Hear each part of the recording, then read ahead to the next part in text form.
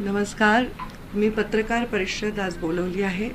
याचं कारण तुम्ही सर्वच मला वेगवेगळ्या ठिकाणावरून फोन करताय. शेकडो फोन मला गेल्या 2 दिवसात आले आणि प्रत्येकाला वेगळं उत्तर देण्यापेक्षा मी सर्वांना एकत्र बोलवण्याचा पसंत केला.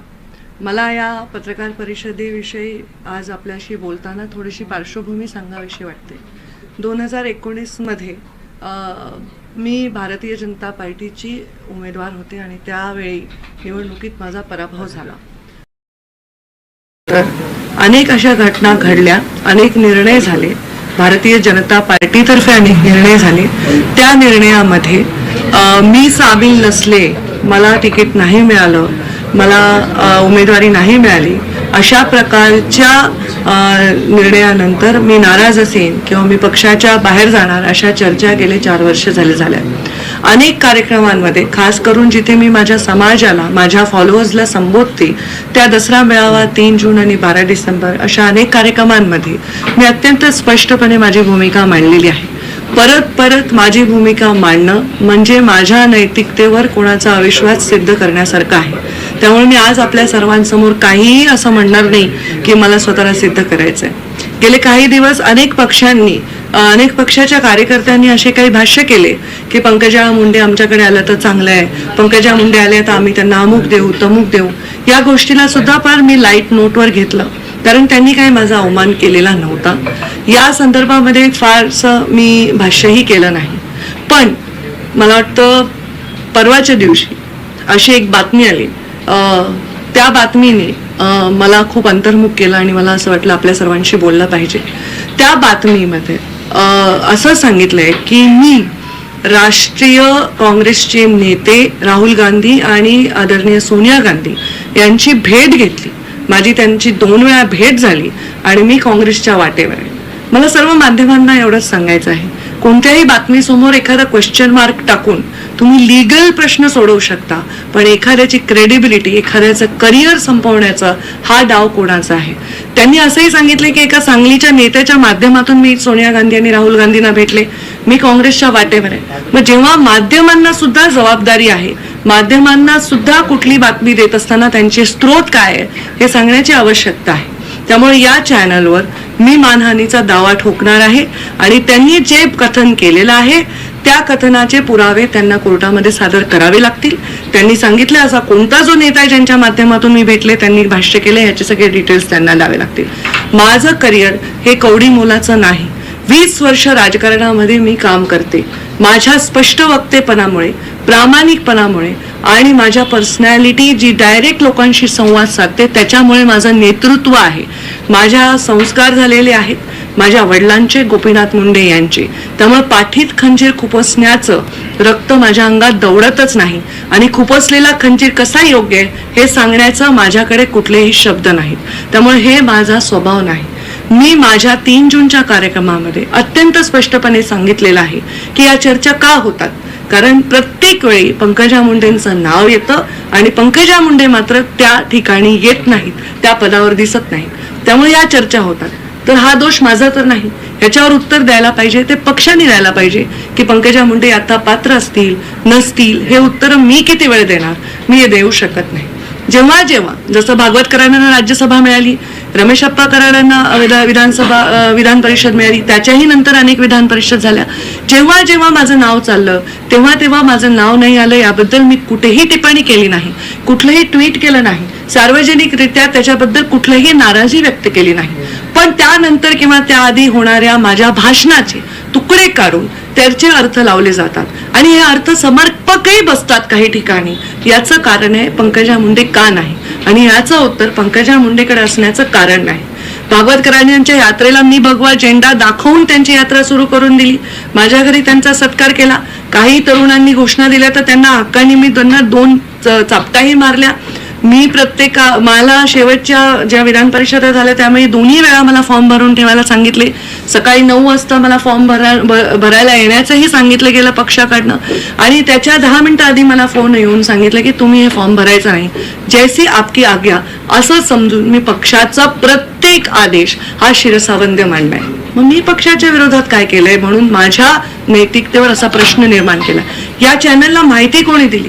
ही माहिती का दिली, या माहितीचं असे मुहूर्त का गाठले जातात की अशा वेळी माझ्या नैतिकतेवर प्रश्न निर्माण होतो. राजकारण मी करेन किंवा नाही करेन, कधी करेन, कुणाशी करेन हा वेगळा विषय आहे, पण मी राजकारण करत असताना नेहमी स्पष्ट भूमिका घेतली. मी मीडियालाही त्या दिवशी सांगितलं, मला जे बोलायचंय ते मी ठणकावून सांगेन आणि मला जर काही करायचंय तर ते डंके के चोट पर करेन. मी असं कुठे गुपितपणे अंधारात जाऊन करणार नाही. माझ्या तुमच्या सर्वांच्या माध्यमातून मला ऐकणारे हजारो लाखो लोक आहेत. आज त्यांना प्रश्न पडलाय, त्यातले कितीतरी लोक मला प्रश्न करतायत, ताई तुम्ही काय करताय. अनेक प्रश्न तर असे म्हणतायत की ताई तुम्ही हे करा, हे योग्य ते नाही. या सगळ्या लोकांच्या प्रश्नामध्ये, या सगळ्या लोकांच्या कन्फ्युजनमध्ये माझ्यासारख्याला प्रश्न पडतो की राजकारणात येण्याचं माझं मूल काय. मी एक युवा म्हणून राजकारणात आले. भारतीय जनता पार्टी माझ्या रक्तामध्ये दौडत होती, त्याचे विचार माझ्या रक्तात दौडत होते. याचं कारण पंडित दीनदयाळजी उपाध्याय यांचे विचार, अटल बिहारी वाजपेयी यांचा आदर्श, गोपीनाथ मुंडे यांनी घालून दिलेले संस्कार. पक्ष हा सर्वश्रेष्ठ आपल्यासाठी, आपला राष्ट्र सर्वात महत्वाचा आहे, त्याच्यानंतर आपलं संघटन आहे, त्याच्यानंतर सत्ता आहे. पण मला वाटतं जसं पूर्वी म्हणायचे ना की शेती सर्वात उत्तम आहे, मध्यम आहे नोकरी आणि कनिष्ठ आहे व्यापार, आणि ते उलट झालंय. अशी व्हायची परिस्थिती निर्माण होऊ नये की सर्वात श्रेष्ठ ही सत्ता आहे आणि संघटन महत्वाचं नाही, अशा विचारांची मी नाही. भारतीय जनता पार्टीचा प्रत्येक कार्यकर्ता महाराष्ट्रातला जो व्यक्त होऊ शकत नाही, ते 106 आमदार जे भाजपावरून निवडून आलेत, ते सर्व कार्यकर्ते जे 30 दिवस मोदी ॲट 9 मध्ये राबलेत, ह्या सगळ्यांच्या मनामध्ये खूप काही गोष्टी असतील, पण बोलण्याची ताकद आणि हिंमत त्यांच्यामध्ये नाही. आज पंकजा मुंडे म्हणून मी तुमच्या समोर उभी आहे, ते हे सांगते की अप्रामाणिकपणा माझ्या स्वभावात नाही. माझ्या स्वभावामध्ये ब्याळ बोलणं, कोणाला टीका करणं, कोणाविषयी वैयक्तिक बोलणं हे देखील नाही. मी राजकारणामध्ये आतापर्यंतचा इतिहास बघा, मी फक्त आणि फक्त मुद्द्यांवर बोलते.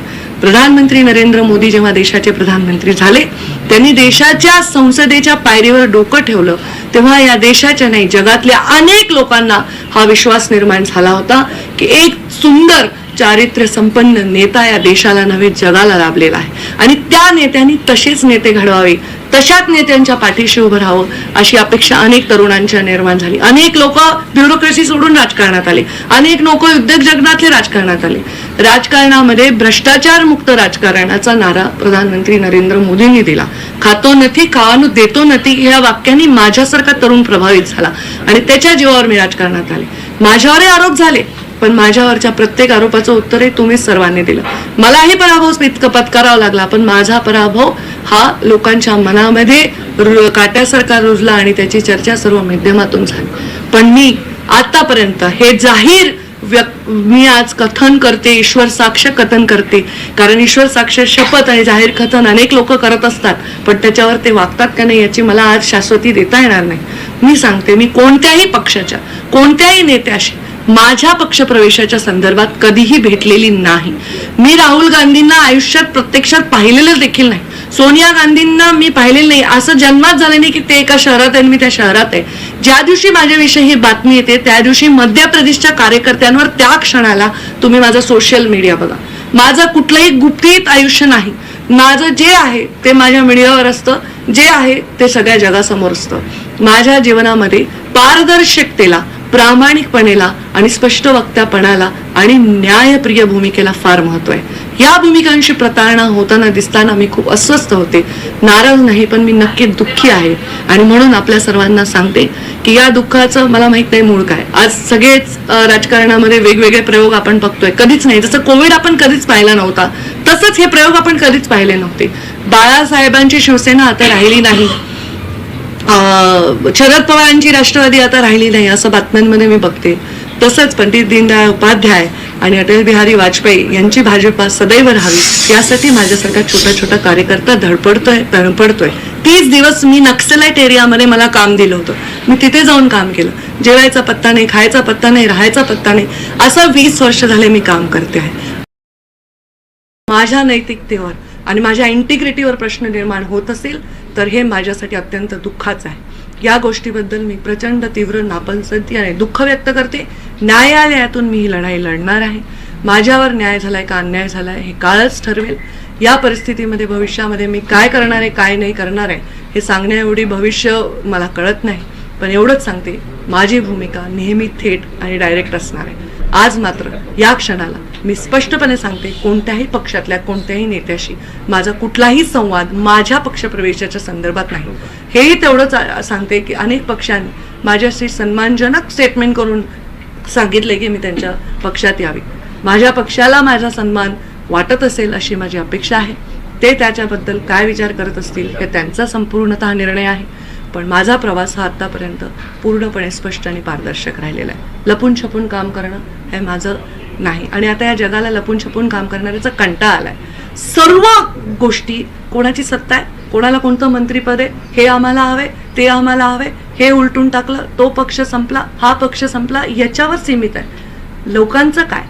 असा उद्योग, असा तरुण आहे जो वकील आहे, जो डॉक्टर आहे, जो स्टार्टअप नवीन काढू इच्छितो, असा एक मुलगा आहे जो शिकू इच्छितो, यांचं काय? संस्थाचालकांविषयी कोण बोलणार आहे? या युवकांविषयी कोण बोलणार आहे? महिलांच्या अत्याचाराविषयी काय बोलणार आहे? आपल्या चर्चा चालल्या कुठे आहेत?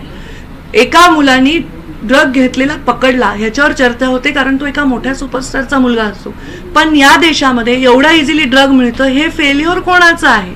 एखाद्या मुलीवर जेव्हा अत्याचार होतो, तिला कोणत्या जातीच्या माणसाने अत्याचार केला ह्याच्यावर चर्चा होते, पण त्या मुलीवर अत्याचार होतो हे फेल्युअर नाही का? एखादी माहिती एखाद्या घटनेविषयी एखाद्या समाजातल्या जबाबदार व्यक्तीकडे आहे आणि तो म्हणतो मी अजून देतो, थोड्या थोड्या टप्प्याने देतो, हा जनतेच्या वरचा अधिकार भंग नाही का? एखाद्या पदावर विराजमान माणसाकडे जर एखादी माहिती असेल तर ती माहिती लपवून ठेवून त्याचा राजकीय उपयोग करण्यापेक्षा त्या माहितीचा न्यायाने उपयोग केला पाहिजे आणि शिक्षा दिली पाहिजे, अशी भूमिका माझी आहे. या सगळ्या भूमिकेला प्रतारणा करणाऱ्या भूमिका माझ्या आजूबाजूला असल्यामुळे मी प्रचंड कन्फ्यूज आहे. मी 20 वर्षामध्ये सुट्टी घेतलेली नाही. मला 1-2 महिन्याच्या सुट्टीची आवश्यकता आहे.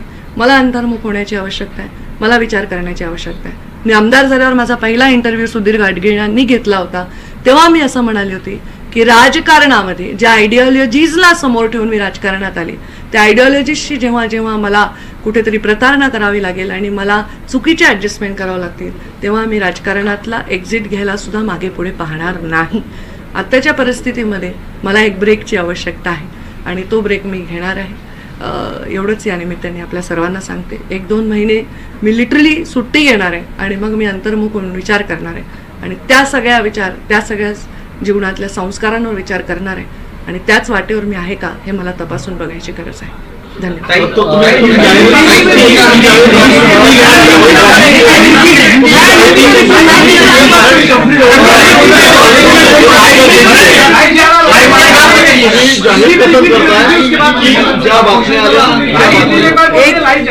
एक बात करेंगे आप ही कंप्लीट माझं बोल. मैं पंकजा गोपीनाथ मुंडे आज पत्रकार परिषद ले रही हूँ. इसका कारण 2019 में जब से मैं चुनाव में पराभूत हुई हूँ, अनेक चर्चाओं का सामना मैंने किया है. अनेकों बार भारतीय जनता पार्टी ने निर्णय लिए हैं. अनेकों राज्यसभा का जब सीट आया तब मेरा नाम चलता था, विधान परिषद का सीट आया जब चुनाव आया मेरा नाम चलता था. ऐसे परिस्थिति में जब जब मेरा नाम चला और मेरे बारे में निर्णय नहीं हुआ, तब कभी भी मैंने कोई जाहिर कथन नहीं किया, कभी प्रेस कॉन्फ्रेंस नहीं ली, कभी सोशल मीडिया के माध्यम से मैंने व्यक्त कोई नाराज़गी नहीं की. फिर भी मेरे बारे में चर्चा चलती रही. अनेक पार्टियों के नेताओं ने कहा पंकजा जी नाराज़ हैं, हमारे पास आ सकती है. अनेक पार्टियों के नेताओं ने ये भी कहा कि हम उनको ये पद दे सकते हैं, हम उनको ये स्थान दे सकते हैं. उसी बारे में भी मैंने उसको बहुत लाइट नोट पे लिया. पर कल परसों जो एक न्यूज़ आई, वो न्यूज़ ऐसे कहती है कि मैं राष्ट्रीय नेता जो कांग्रेस के हैं आदरणीय राहुल गांधी और सोनिया गांधी जी से मिली हूँ. 2 बार हमारा मिलना हुआ है. एक सांगली के नेता है जो हमारे इस मिलने में मध्यस्थ है और मैं भारतीय जनता पार्टी छोड़कर कांग्रेस की तरफ जा रही हूँ. ये जो न्यूज़ आई है ये न्यूज़ सरासर झूठ है. ये न्यूज़ नहीं, मैं ये आपको शपथ पूर्व ईश्वर साक्ष्य कह सकती हूँ, क्योंकि आजकल शपथ पूर्व ईश्वर साक्ष्य हर कोई शपथ लेता है, पर वो उससे कितना प्रामाणिकता से उससे जुड़ा हुआ है मैं नहीं जानती. पर मैं आज ये सबके सामने कहती हूँ, कोई भी पार्टी के कोई भी नेता से मेरे पार्टी के प्रवेश के बारे में मेरी कभी भी कोई भी बात नहीं हुई है. राहुल गांधी जी को तो मैंने प्रत्यक्ष रूप में कभी देखा तक नहीं. सोनिया गांधी जी को मैंने कभी देखा तक नहीं। ऐसा भी कभी नहीं हुआ है कि वो एक शहर में है और मैं उस शहर में हूँ। जब ये न्यूज आई उस समय मैं अपने मध्य प्रदेश के भारतीय जनता पार्टी के कार्यक्रमों में अपने कार्यकर्ताओं के साथ थी, और ये न्यूज़ जब आई तब मुझे इस बारे में बहुत पीड़ा हुई, क्योंकि आज तक ऐसी न्यूज़ आती थी कि इनका ऑफर है, इनका ऑफर है, मैं उसको लाइट नोट पे लेती थी। पर ये जो न्यूज़ है ये कहती है कि उनके पास ये मालूमात है, उनके पास ऐसे सूत्र कहते हैं, और एक क्वेश्चन मार्क डाल दिया कि क्वेश्चन मार्क डालने से लीगल सब सही हो गया। मैं इस चैनल पर मानहानि का दावा ठोकने वाली हूँ, क्योंकि मेरा करियर कौड़ी मोल नहीं है। लाखों लोग मुझसे जुड़े हुए हैं, उनके भवितव्य मुझसे जुड़े हुए हैं, और मेरी गरिमा, मेरी प्रतिष्ठा और मेरी इंटीग्रिटी भी इसमें चैलेंज होती है। मेरे सिर्फ पॉलिटिकल जगत में नहीं, सिने जगत में मेरे दोस्त हैं, उद्योग जगत में मेरे बहुत सारे मित्र परिवार हैं। आज वो सब मुझे ये सवाल पूछ रहे हैं। इतना ही नहीं, मेरा बेटा कहता है मम्मा ये न्यूज़ आ गया, ये सही नहीं है, पर ऐसा न्यूज़ कैसे आ गया। ये मेरे पर्सनालिटी पर उठा हुआ सवाल है, और ये कौन कर रहा है। इस देश के गृह मंत्री अमित शाह, प्रधानमंत्री नरेंद्र मोदी है। मेरा जैसा सूक्ष्म पार्टी का जीव अगर ऐसी कोई मुलाकात करता है या किसी को मिलता है तो क्या उनको पता नहीं होगा? क्या मेरे फोन में मैं किससे बात करती हूँ क्या उनको पता नहीं होगा? मुझे लगता है मेरे जैसे सरल, स्पष्ट और पार्टी से प्रामाणिक नेता के गरिमा पर यह उठा हुआ प्रश्न चिन्ह है। हाँ, बहुत बार ऐसा हुआ मेरा नाम चला पर ना मुझे मिला नहीं। मैंने पार्टी का आदेश उस समय स्वीकार लिया। मैंने तो फॉर्म भी भर के विधान परिषद का मुझे बताया गया कि रखो, और फॉर्म भरने के समय के 10 मिनट पहले मुझे बताया गया कि आप ये फॉर्म नहीं भर सकती है। तो मैंने कहा कि पार्टी का आदेश मेरे लिए सर्वोतोपरि है। पर मेरे बारे में ऐसी शंका उपलब्ध करना मुझे बहुत दुख दे रहा है। ये पार्टी में मैं पली बड़ी हूँ, हजारों बार हजारों कार्यक्रमों में मैंने अपनी भूमिका व्यक्त की। मैं बार बार इस बारे में बात नहीं करना चाहती। 3 जून को जब मेरे पिताजी की पुण्यतिथि थी, उस दिन मैंने कहा था कि ये चर्चा जो होती है वो चर्चा मेरी वजह से नहीं होती है। ये चर्चा पार्टी के जब कोई निर्णय होते हैं तब मेरा नाम चलता है और नहीं मिलता है, इसलिए होती है। इसका जवाब मैं नहीं दे सकती, इसका जवाब पार्टी दे सकती है। पार्टी मुझे पात्र समझेगी तब मुझे अकोमोडेट करेगी, ये भी मैंने कहा है। बार बार इस बारे में मैं भाष्य नहीं करना चाहती हूँ। मैंने आज तक कभी भी किसी के वैयक्तिक जीवन में हस्तक्षेप नहीं किया, किसी के वैयक्तिक जीवन पे टिप्पणी नहीं की। कभी भी मैंने कोई धार्मिक तेड़ बढ़ाने वाली टिप्पणी, जातीयवाद की टिप्पणी नहीं की। मैंने अपने जीवन में सिर्फ मुद्दों पर बेस्ड पॉलिटिक्स पे पूरा जोर दिया है। मेरे पिता के संस्कार मुझ में हैं। मैं किसी के पीठ में खंजीर डालने वाले रक्त, मेरे खून मेरे रगों में नहीं दौड़ता।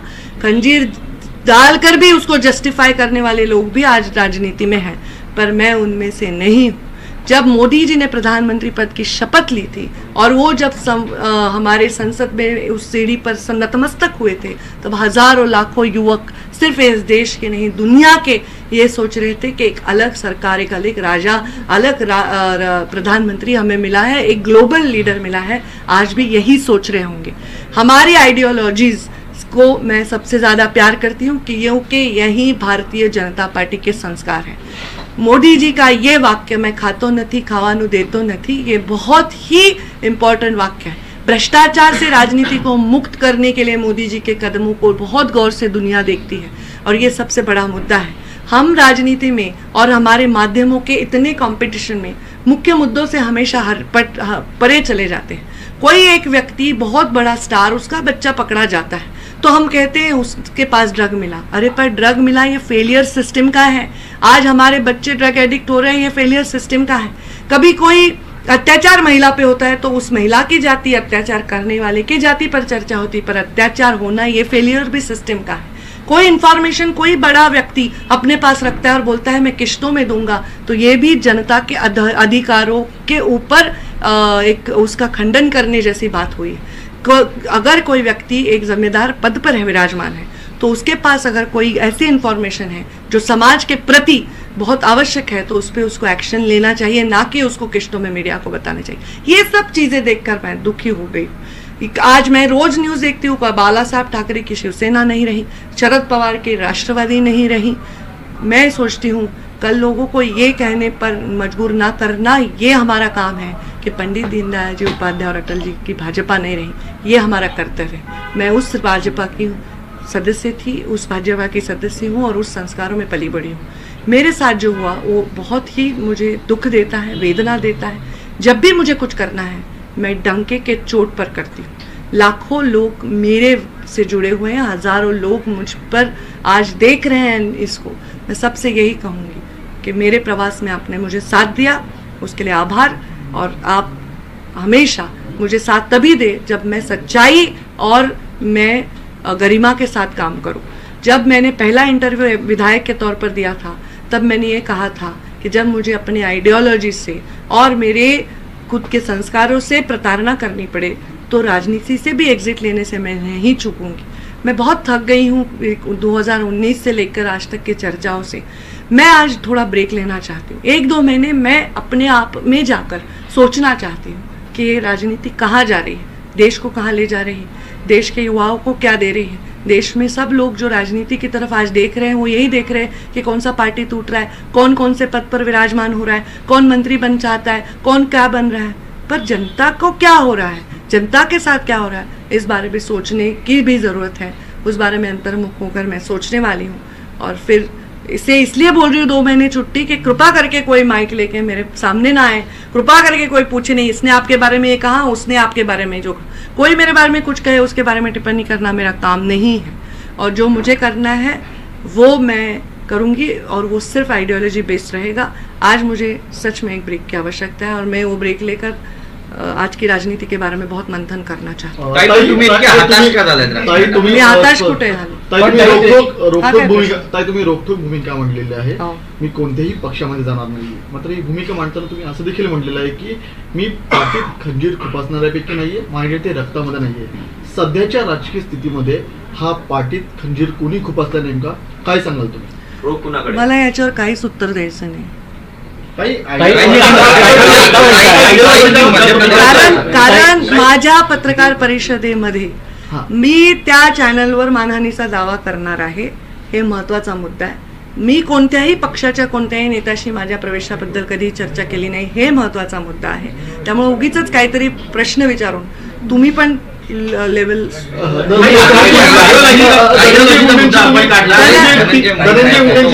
तुमचा प्रश्न मला कळला, तुमचा काय प्रश्न, मी दोन्हीचं उत्तर आयडियोलॉजी बद्दल आपण बोललात।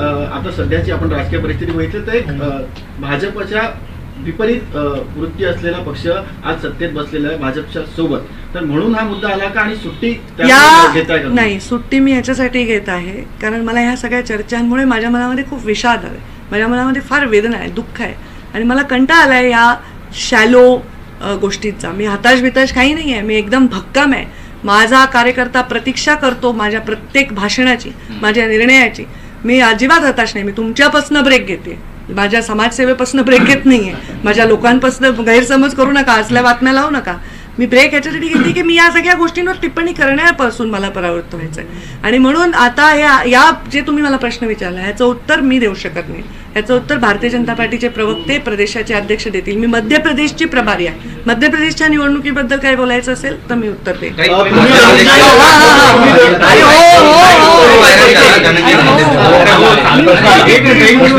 वेळ घालवता प्रश्नामध्ये वेळ घालवता।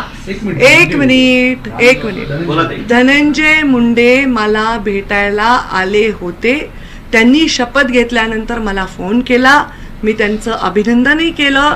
ते मला भेटायला आले त्याला कदाचित 3-4 दिवस 4-5 दिवस झाले आहेत। त्या दिवशी ते मला आले, तुम्ही जर ते फोटो पाहिले तर तुम्ही बघाल माझा बुचडा बांधलेला अवतार, मी माझ्या घरामध्ये छान लोळत बातम्या बघत होते। त्यांनी मला सांगितलं माझ्या घराच्या जवळ आहे आणि मी भेटायला येतोय।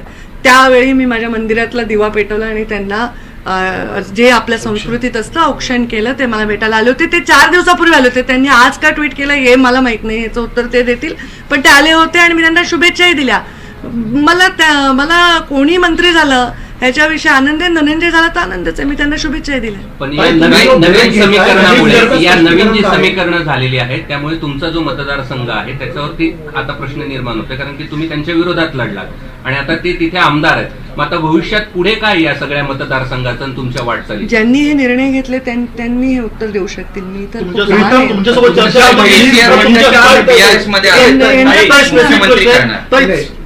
स्पेसिफिक प्रश्न तुमच्यासोबत काही चर्चा झाली होती का? तुम्हाला विश्वासात घेण्यात आलं हे होतं पहा, आता मी हे सांगते, ह्याचं उत्तर मी देऊ शकत नाही. पक्षामध्ये एक हायरार्की आहे, पक्षामध्ये एक व्यवस्थित मांडणी आहे, ते लोक त्याचं उत्तर देऊ शकतील. मी त्याचं उत्तर देऊ शकणार नाही.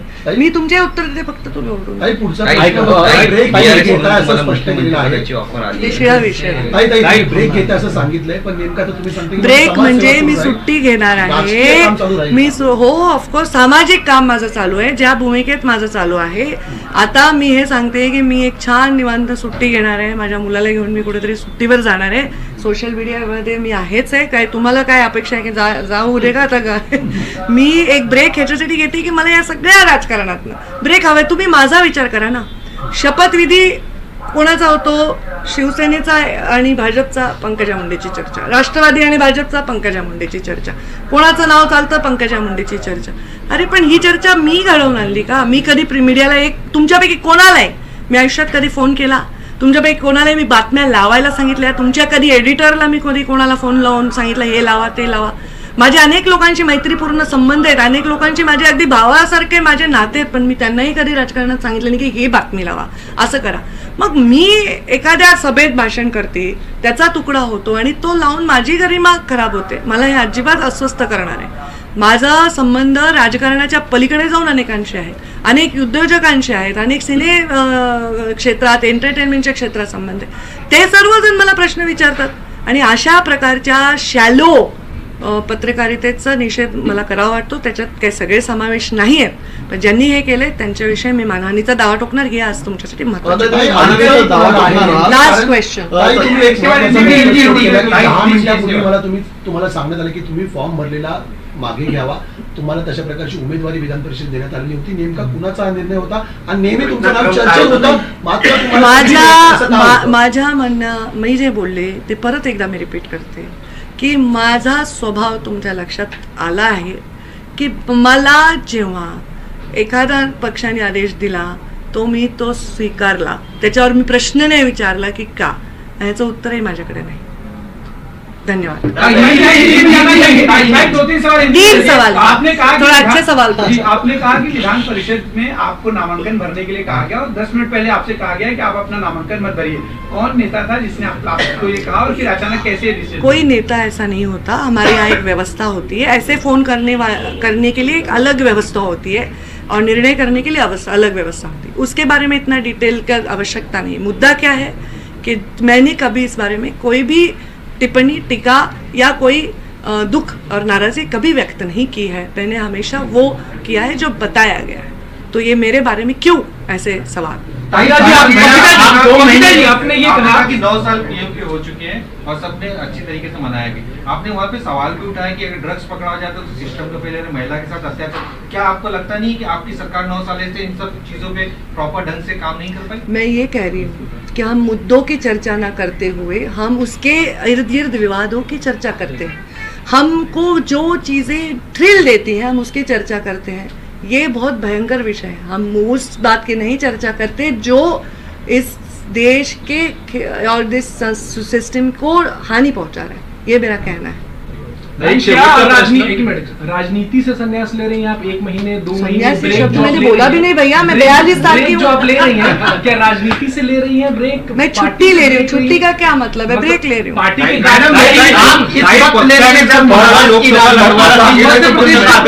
चुनाव आने वाले हैं वहाँ पे. महाराष्ट्र की राजनीति मैं मध्य प्रदेश की सह प्रभारी हूँ और मैं मध्य प्रदेश में हमारे शिवराज जी इतना अच्छा काम कर रहे हैं, इतने लोकप्रिय, इतना सरल नेता है.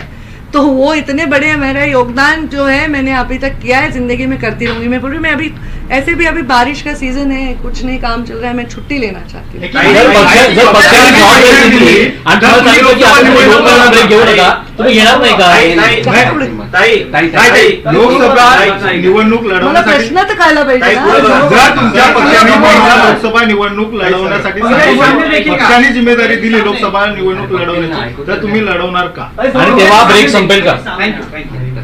सामने देखिए मी ब्रेकचा आकडा सांगितलाय ना, किती सांगितलं तुम्ही सांगितलं? मग परत तेच विचारताल म्हणूनच सांगते. परत असा तुम्ही किमान 12वी पर्यंत शिकलेले असाल असे माझी अपेक्षा आहे. मी वेळ काय दिला ब्रेकचा सगळे सांगा एकदा.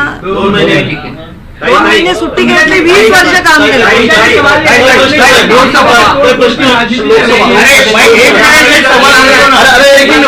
ऐसे में आपको अपनी पार्टी की तरफ इशारा किया, लोकसभेच्या अभी तक जो तोड़फोड़ हुई है वो आप ही की पार्टी की तरफ से कहीं ना कहीं होते दिखी, एनसीपी की हो या फिर इसके पहले उद्धव ठाकरे की पार्टी से लड़ा गया, इस पर आपका निशाना क्या पार्टी के आप ही के नेताओं की तरफ है? मुझे नहीं, आपका सवाल ही आपने कहा कि लोक मला आता कोणत्याही 2 महिन्यापर्यंत नंतरच्या विषयांवर टिप्पणी करायची नाही. धन्यवाद. ऐका ना, 2 महिन्यानंतरच्या निर्णयावर 2 महिने. दादांनी उपमुख्यमंत्री पदाची शपथ घेतली, तुम्ही म्हणताय मी अजित पवारांचं अभिनंदन करते. उपमुख्यमंत्री पदाची परत त्यांनी शपथ घेतल्यावर. त्यांना भेटायला धनंजय जाणार. मुंडे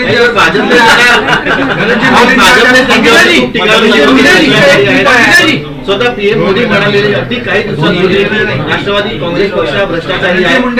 70,000 कोटींचा भ्रष्टाचार त्यांनी केलेला होता. आजपर्यंत भाजपचेच नेते राष्ट्रवादीवरती नावं घेऊन टीका करत होते आणि आज ते दोघे सत्तेत बसलेले आहेत. म्हणजे तर हा अचानक असा बदल कसा काय झाला? काय सुद्धा दिवसात? राष्ट्रवादीवरती सडकून टीका केलेली होती. त्यावेळी एकंदरीत महायुती जमवण्याचं कामही मुंडे तुम्ही साहेब ज्यांचे नावं घेतले त्यांनी तरी उत्तर दिलं पाहिजे. ज्यांनी निर्णय घेतले त्यांनी तरी उत्तर दिलं पाहिजे. मी प्रवक्ताही नाही. महाराष्ट्राच्या कुठल्याही विषयावर मी काही उत्तर देऊ शकत नाही. मी सचिव आहे राष्ट्रीय आणि मला मध्य प्रदेशचा सहप्रभार आहे. महाराष्ट्राचे सगळे नेते जेव्हा तुम्ही प्रश्न विचारता हेच सांगतात, ताई आमच्या राष्ट्रीय नेते त्या मध्य प्रदेशच्या सहप्रभारी आहेत. तर मध्य प्रदेशची सहप्रभारी म्हणून काही प्रश्नाचे उत्तर मी देऊ शकेन. महाराष्ट्राच्या कुठल्याही विषयावर मी काही उत्तर देऊ शकणार नाही. धन्यवाद.